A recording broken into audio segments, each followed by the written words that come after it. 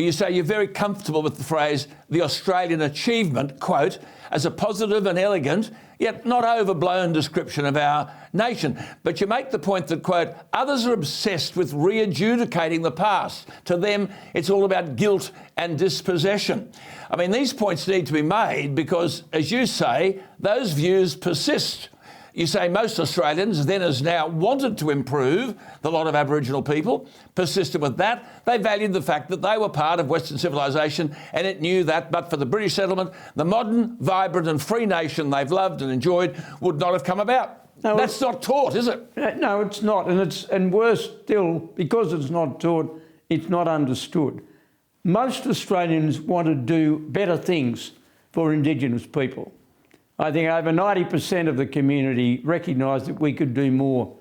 What we need to do is to understand that the way in which you do more is to make sure Indigenous people become part of the mainstream of Australian society. But by lifting their educational, their employment and their other opportunities, they can achieve what others do, but we don't. We obsess too much on adjudicating or re-adjudicating the past. Now, the past is the past. There were wrongs done, but there were some good things done. The important thing is what we do now and in the future.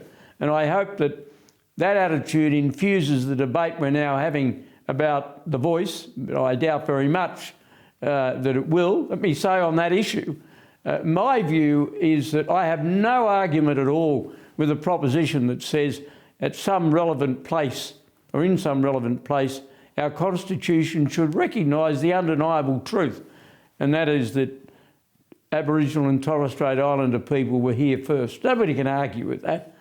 But once you go beyond that, you get into problematic areas. And I worry that this whole debate about the voice really sidesteps the responsibility we all have.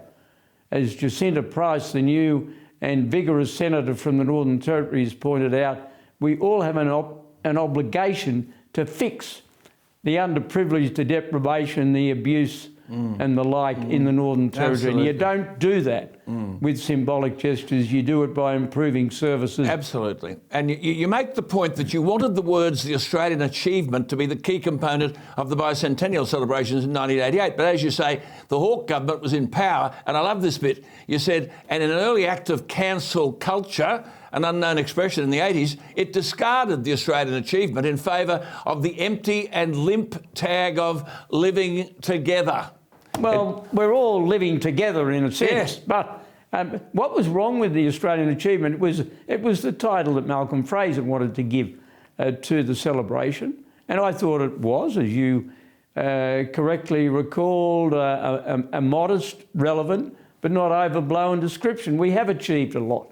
We are a liberal, open, democratic society based on the Western tradition. We're part of it, but we have very good relations with our neighbourhood. We're open to people from all around the world. We once had a racially discriminatory immigration policy. That is no longer the case. There are 1.4 million Australians of Chinese descent. Chinese is the most widely spoken foreign language in our country. So we are in every way an open, welcoming society. For heaven's sake, we should be rather prouder of that than obviously we are.